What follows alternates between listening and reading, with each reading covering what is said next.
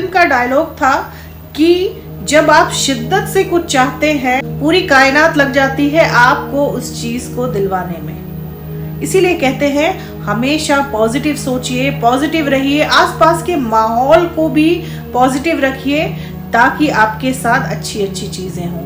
Negative सोच से हमें कुछ भी हासिल नहीं होता दोस्तों, कुछ भी हम हासिल नहीं कर सकते। तो हमेशा पॉजिटिव रहिए, पॉजिटिव सोचिए। मुश्किल वक्त भी कुछ ना कुछ सिखा कर ही जाता है। दोस्तों, मैं हूँ एस्ट्रोलॉजर मीनाक्षी और आज के इस वीडियो में बहुत बहुत स्वागत करती हूँ आप सभी तुला राशि वाले जातकों का। अप्रैल का महीना शुरू हो चुका है, बहुत ही धमाकेदार शुरुआत हुई है इस महीने की। शनि देव ने राशि परिवर्तन किया है और शनि देव आ गए हैं मीन राशि में, यानी कि आपके छठे भाव में। आपके छठे भाव में 5 ग्रहों का संयोग बन रहा है और पांचों ही ग्रह 14 अप्रैल तक आपके 12वें भाव को यानी केतु को देखेंगे। बड़ा ही अद्भुत, बड़ा ही विचित्र संयोग कई वर्षों के बाद बना है और इसके असर जो हैं वो आप अपने जीवन में देख भी रहे होंगे। इसके साथ ही मंगल देव नीच के हो गए हैं 5 अप्रैल को। मंगल देव नीच के होकर आपके 10वें भाव में विराजमान है। 14 अप्रैल के बाद सूर्य देव का राशि परिवर्तन होगा और सूर्य देव उच्च के हो जाएंगे आपके 7वें भाव पर। 7वां भाव आपके मैरिड लाइफ का होता है, आपके पार्टनरशिप का होता है, आपको समाज किस नजरिए से देखता है, आपकी प्रतिष्ठा कैसी होती है समाज में, उसका भाव भी 7वां भाव होता है। तो अप्रैल के महीने में 5 ऐसी महत्वपूर्ण घटनाएं होंगी आपके जीवन में जो बहुत ही बड़ी होंगी, बहुत ही अद्भुत होंगी। तो ये जानते हैं कि वो कौन कौन सी 5 महत्वपूर्ण घटनाएं हैं जो अप्रैल के महीने में आपके जीवन में घटेंगी। लेकिन दोस्तों, उससे पहले अगर अभी तक आपने मेरे चैनल को सब्सक्राइब नहीं किया है तो चैनल को सब्सक्राइब करें, लाइक करें, शेयर करें, कमेंट करें और बेल आइकन जरूर दबा दें। दोस्तों, सबसे पहली घटना जो आपके जीवन में घटेगी अप्रैल के महीने में दोस्तों, वो ये होगी कि आपको पैतृक संपत्ति के मामले में लाभ होगा, क्योंकि परिवर्तन राजयोग बन रहा है आपकी कुंडली में। बृहस्पति शुक्र की राशि में है और शुक्र जो है वो बृहस्पति की राशि में उच्च के होकर विराजमान है। शुक्र आपकी राशि के भी स्वामी है। तो परिवर्तन राजयोग बन रहा है जिसका फायदा आपको पैतृक संपत्ति के मामले में होगा। अगर आपका पैतृक संपत्ति से जुड़ा किसी तरह का कोई विवाद चल रहा था या कोर्ट कचहरी से रिलेटेड आपका कोई डिस्प्यूट चल रहा था तो उसमें आपकी जीत हो सकती है, आपको सफलता मिल सकती है, इसकी पूरी संभावना है। बृहस्पति आपके अष्टम में विराजमान है और शुक्र आपके छठे भाव में विराजमान है। यहाँ पर शुक्र उच्च के हैं, तो आपको जीत मिल सकती है कोर्ट कचहरी के मामलों में। हालांकि आपके गुप्त शत्रु बढ़ सकते हैं, आपको सावधान रहने की जरूरत है। ऐसे शत्रु जो आपके करीबी हो और आपको नुकसान पहुंचाएं, ऐसे शत्रुओं से भी आपको बहुत ज्यादा सावधान रहने की जरूरत है, क्योंकि आपके छठे भाव में श्रापित योग भी बन रहा है। राहु और शनि के मेल से छठे भाव में श्रापित योग बन रहा है, जिससे आपके गुप्त शत्रु बढ़ जाएंगे और आपको नुकसान पहुंचाने की कोशिश करेंगे। तो आपको काफी सावधान रहने की जरूरत है, लेकिन कोर्ट कचहरी के मामले में आपको सफलता मिल सकती है। दूसरी जो महत्वपूर्ण घटना आपके जीवन में घटेगी दोस्तों, 14 अप्रैल को सूर्य देव आपके 7वें भाव में उच्च के हो जाएंगे। आपके विवाह तय होने की संभावना को बढ़ा देंगे सूर्य देव। किसी उच्च परिवार में, किसी उच्च कुलीन परिवार में आपका विवाह तय हो सकता है और विवाह के माध्यम से आपका भाग्योदय हो सकता है। सूर्य आपके 7वें भाव में उच्च के होंगे तो आपका जो जीवन साथी होगा वो बहुत ही प्रभावशाली हो सकता है। आपके जीवन साथी के प्रमोशन के योग बन सकते हैं या फिर विवाह के बाद आपकी भाग्योन्नति हो सकती है, इसकी पूरी संभावना है। साथ ही साथ आपकी जो छवि है समाज में वो बहुत अच्छी हो जाएगी।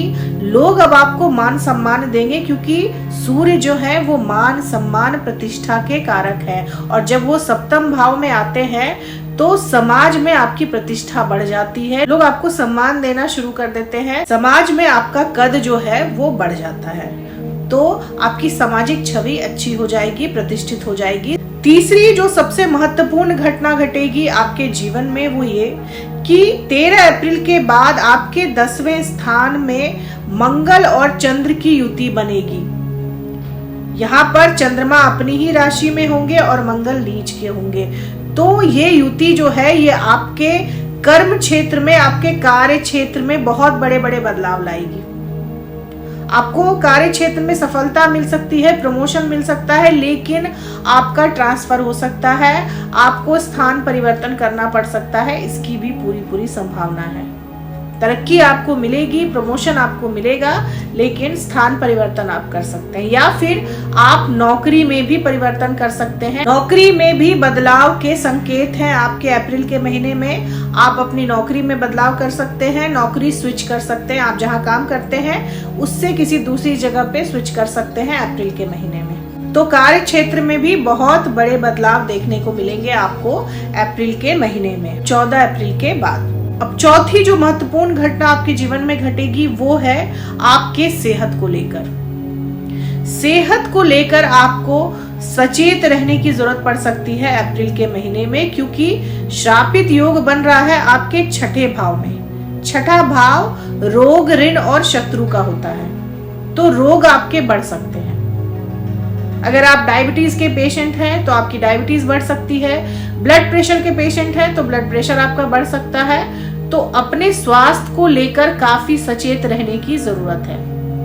खासकर डायबिटीज के पेशेंट को बहुत ज्यादा सावधानी बरतने की जरूरत है, क्योंकि शुक्र जो है वो डायबिटीज के कारक हैं, तो डायबिटीज बढ़ सकती है आपकी। स्वास्थ्य पर बहुत ज्यादा ध्यान देने की जरूरत पड़ेगी आपको अप्रैल के महीने में। अपने स्वास्थ्य का ध्यान रखने की जरूरत पड़ेगी आपको। अब पांचवी जो महत्वपूर्ण घटना आपके जीवन में घटेगी दोस्तों, वो है आपके व्यापार में, आपके बिजनेस में।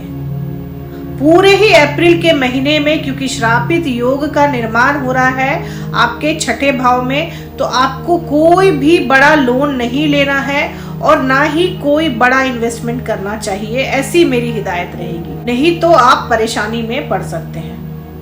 कोई भी बड़ा लोन आप ना लें, क्योंकि 6ठा भाव जो होता है वो आपके लोन्स का, आपके कर्जों का भी होता है। तो बड़ा लोन आपको नहीं लेना चाहिए और ना ही किसी को लोन देना है, कर्ज देना है, इस बात का भी आप ध्यान रखें। आपका पैसा फंस सकता है, आपका रुपया फंस सकता है। 12वें स्थान में केतु है और 5 ग्रह जो हैं वो केतु को देख रहे हैं, तो आपके खर्चे बढ़ेंगे, आपके कर्जे भी बढ़ सकते हैं। आपको अपने कर्जों को और खर्चों को कंट्रोल करने की जरूरत है। अप्रैल के महीने में कोई भी बड़ा इन्वेस्टमेंट आप ना करें, क्योंकि श्रापित योग का निर्माण हो रहा है, तो आपका पैसा डूब भी सकता है, ऐसी मेरी हिदायत है। आप जो भी इन्वेस्टमेंट करना चाहते हैं वो 18 मई के बाद करें। 18 मई के बाद आपको बहुत ही अच्छे लाभ देखने को मिलेंगे अपने बिजनेस में, अपने इन्वेस्टमेंट में। लेकिन 18 मई तक, जब तक राहु और शनि का मेल है, श्रापित योग बन रहा है आपके 6ठे भाव में, कोशिश करें कि कोई भी बड़ा इन्वेस्टमेंट ना करें। बिजनेस में भी संयम रखने की जरूरत पड़ेगी आपको, तो उसका भी आपको ध्यान रखना है।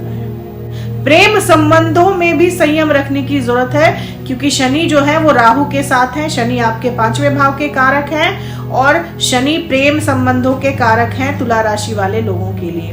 प्रेम संबंधों में भी आपको काफी संयम रखने की जरूरत है। राहु के साथ शनि रहेंगे तो प्रेमियों के बीच झगड़े, डिस्प्यूट बढ़ सकते हैं।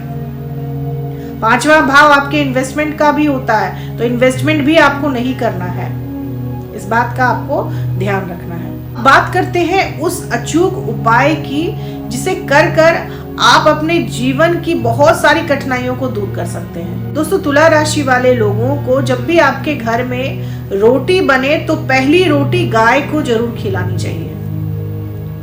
तुला राशि के स्वामी शुक्र हैं और तुला राशि की जो इष्ट देवी हैं वो लक्ष्मी हैं, और गाय माता जो है वो लक्ष्मी स्वरूप है। तो जब भी आपके घर में रोटी बने तो पहली रोटी आप गाय के लिए निकाल कर रख दें, और वो रोटी आप प्रत्येक दिन गाय को जरूर खिलाएं। अगर आप लगातार ऐसा करते हैं तो आप देखेंगे कि आपके जीवन में धन संबंधित जो समस्याएं आ रही हैं वो दूर होंगी, स्वास्थ्य से संबंधित समस्याएं जो आ रही हैं वो भी दूर होंगी, साथ ही साथ आपके जीवन में अवसर भी आएंगे, अच्छे अच्छे अवसर भी आना शुरू हो जाएंगे। तो गाय माता को रोटी खिलाना तुला राशि वाले जातकों के लिए बहुत ही शुभ फल प्रदान करने वाला उपाय है। आप ऐसा कर कर जरूर देखें, आपको बहुत ही अच्छे परिणाम मिलेंगे। तो दोस्तों, ये थी अप्रैल के महीने की मेरी एनालिसिस तुला राशि वाले लोगों के लिए। आपको जो मैंने उपाय बताया है वो उपाय आप जरूर करें और कमेंट कर जरूर बताइएगा कि इस उपाय के फायदे आपको हुए या नहीं हुए। इसके अलावा कमेंट में जय माता दी लिखना ना भूलें दोस्तों। तब तक के लिए जय माता दी, जय श्री राम।